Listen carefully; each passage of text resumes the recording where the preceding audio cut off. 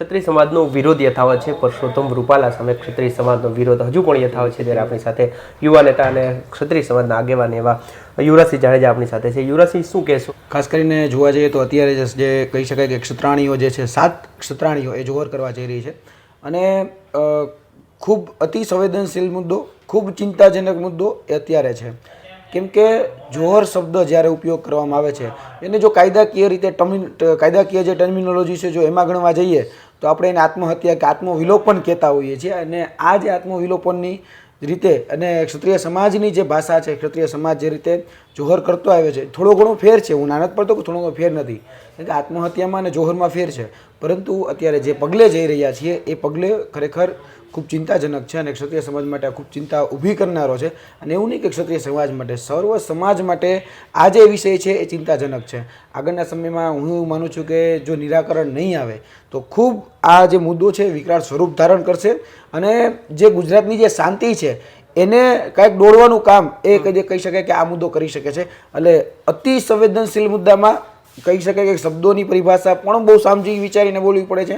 ત્યારે અમે આ માધ્યમથી એક સરકારને વિનંતી કરવા માગીએ છીએ કે તમે ક્યાંક સમજી વિચારીને કૂણું વલણ દાખવી અને જે પણ નિર્ણયો લ્યો એ સમજી વિચારીને લો, જેથી કરીને કોઈની સાથે પણ અન્યાય ન થાય. અને જે મુદ્દો છે એ મુદ્દા આધારિત જે ખરેખર જે ક્ષત્રાણીઓની જે માંગ છે તો એને પણ જો તમે કહી શકાય કે બોલાવીને વાત કરી શકતા હોય તો એ ખરેખર એ માધ્યમોથી વાત કરવી જોઈએ. અને અહીંયા સુધી પહોંચે એ પહેલાં કંઈક ને કંઈક એવા પ્રયત્નો થવા ખૂબ જરૂરી છે. આમાં કોણ કોણ જઈ રહ્યું છે અને કઈ જગ્યાએ છે?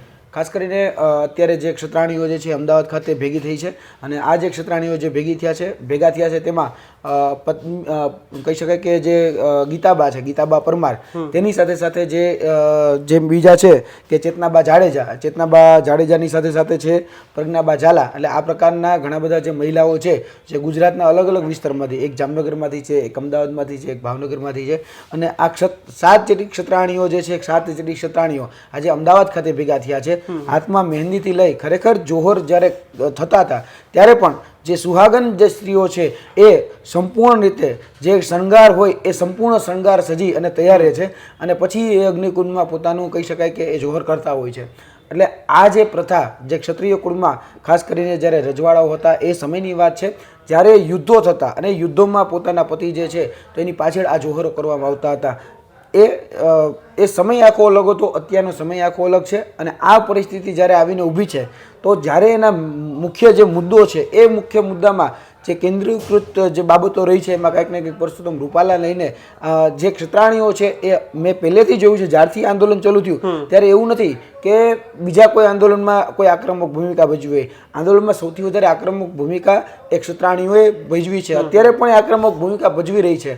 એટલે આ અતિ સંવેદનશીલ મુદ્દો છે, ખૂબ ચિંતાજનક છે અને ખૂબ સંવેદનશીલતા સાથે જ આમને ક્યાંક ને ક્યાંક કહી શકાય કે સરકારે વાત મૂકવી જોઈએ, જેથી કરીને કોઈ જ વ્યક્તિ કોઈ જ અઘટિત એ ઘટના ન બને, કોઈ જ જગ્યાએ કોઈ કહી શકાય કે કાયદો વ્યવસ્થા જાળવવાની ઘટના ન બને. આ બધી જ બાબતો ખૂબ સંવેદનશીલ છે. એટલે સંવેદનશીલતા સાથે જ આમાં ખરેખર કામ લેવું પડશે, નહીંતર આના પરિણામ જે છે એ પૂરા ગુજરાતમાં નહીં પણ પૂરા ભારતમાં ખૂબ અલગ પડી શકે છે. કેમ કે અહીંયાથી ગયેલો મેસેજ એ રાજસ્થાનમાં પણ પાસ થશે, યુપીમાં પણ પાસ થશે, એમપીમાં પણ થશે અને જે જાટ સમુદાય જે કહી શકાય કે હરિયાણા છે તો ત્યાં પણ આ પાસ થશે. એટલે આના પડઘા એ પૂરા ભારતમાં પડશે.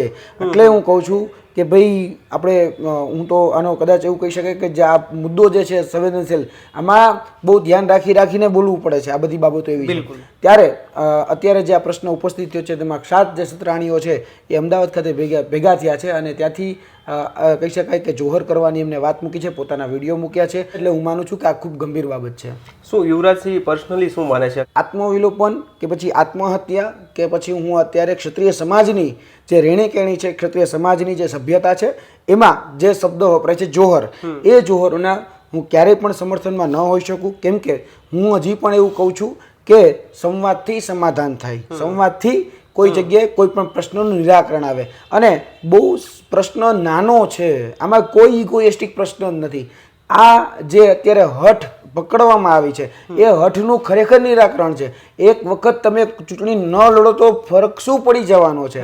આજે પરસોત્તમ રૂપાલા સાહેબ ચૂંટણી ન લડે તો કઈ એને માથે કઈ મોટું કઈ એવું કે પહાડ નથી પડી જવાનું, કે દેશને બહુ મોટી ખોટ પડી જવાની છે એવું પણ નથી થવાનું, કે ન ભારતીય જનતા પાર્ટી તૂટી જવાની છે એવું પણ નથી થવાનું. તો ભાઈ આટલું મોટું શા માટે પકડીને રાખે છે? એટલે અહીંયા વાત એટલી જ છે કે પરસોત્તમ રૂપાલાજી એ ન લડે રાજકોટમાંથી, જે પોતાની ઉમેદવારી કરવાના છે ન કરે, બસ આટલી તો વાત છે. એટલે આ વાત બહુ સરળ છે. આનું ખરેખર સોલ્યુશન જે આપણે કહીએ છીએ એ સોલ્યુશન, સમાધાન તો શબ્દ ન વાપરી શકાય, પણ સોલ્યુશન એટલે આનું નિરાકરણ એ આવી શકે એમ છે. એટલે આ નિરાકરણ લાવવા માટે આટલું જ કરવાનું છે. ભારતીય જનતા પાર્ટીએ પણ મોટું હૃદય રાખવાનું છે, મોટું દિલ રાખવાનું છે, મોટું મન રાખવાનું છે. પરસોત્તમ રૂપાલાજીએ પણ મોટું દિલ રાખવાનું છે, મોટું હૃદય રાખવાનું છે અને મોટું મન રાખવાનું છે. અત્યાર સુધી રજવાડાએ મોટું હૃદય કે મોટું દિલ રાખીને તેની પાસે પોતાનું જે સર્વસ્વ હતું એ કુરબાન કરી દીધું છે. તો હવે રૂપાલાજી એક ટિકિટ શા માટે કુરબાન ન કરી શકે?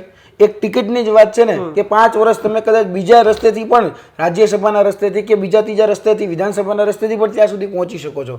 તો ભાઈ તમારે રાજ કરવું તો બીજી રીતે પણ થઈ શકે છે. એટલે મહેરબાની કરીને આવા જે પણ લોકો હઠ પકડીને બેઠા છે એ હઠનો હું આગ્રહી બિલકુલ નથી. એક પછી કોઈ પણ હોય, એ પછી રાજહઠ હોય કે પોતાની વાત મનાવવાની હઠ હોય, એ વાત સાથે હું સહમત નથી. કારણ કે જીદ, બરાબર છે, આમાં જીદ ન ચાલે. આપણે લોકશાહીમાં છીએ. લોકશાહીમાં ન કોઈ વ્યક્તિ જીદ કરી શકે, ન કોઈ સમુદાય જીદ કરી શકે, ન કોઈ સમાજ જીદ કરી શકે. અહીંયા મૂળ વાત જે આવીને ઊભી રહે છે એ જોવા જઈએ તો અત્યારે જે રીતે ફાટાઓ જો પડી રહ્યા છે, બરાબર છે, જ્ઞાતિ, જાતિ, ધર્મ, એના જે ફાટાઓ પડી રહ્યા છે, આખું જે વાતાવરણ છે એ ધીરે ધીરે અત્યારે ડહોળાઈ રહ્યું છે. અને તમે જોવો છો વાતાવરણ પણ, આ મને એવું લાગે છે અત્યારે જે આ વાદળછાયું જે વાતાવરણ છે ને એમાં પણ મને એવું લાગે છે કે તુફાન પહેલાની શાંતિ છે. આ તુફાન પહેલાની શાંતિ છે. અત્યારે આ ઈશારો સત્તારૂઢ પાર્ટી જે છે એને સમજી જવાની જરૂર છે. જી, અંતિમ સવાલ યુવરાજસિંહ, સમાજમાં કોઈ અશાંતિ ન ફેલાય અને શાંતિપ્રિય માહોલ રહે માટે ક્ષત્રિય સમાજને યુવરાજસિંહ જાડેજા શું સંદેશ આપશે? ખાસ કરીને ક્ષત્રિય સમાજને મારા આ માધ્યમથી એક અપીલ છે કે આપણે કોઈ પણ જગ્યાએ કોઈ પણ લોકો એ કોઈ પણ પ્રકારની ટીકા ટિપ્પણી કરતા હોય, કોઈ પણ જગ્યાએ વાતાવરણ દોડવાનો પ્રયત્ન કરતા હોય તો આપણે એમાં ન આવવું જોઈએ. આપણી જે મૂળ માંગણી છે એ મૂળ માંગણી જે છે એને વળગી રહેવું જોઈએ.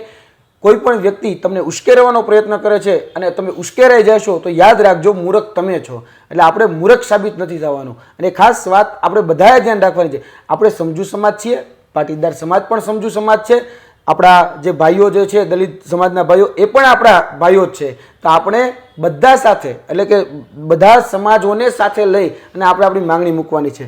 આપણી માંગણીમાં આપણી પાસે સત્ય છે, એટલે જીત હંમેશા છે એટલે સત્યની થતી હોય છે. તો આ સત્ય આપણે જ્યારે પક્ષે છે તો સત્યને આગળ રાખીને ચાલુ છે.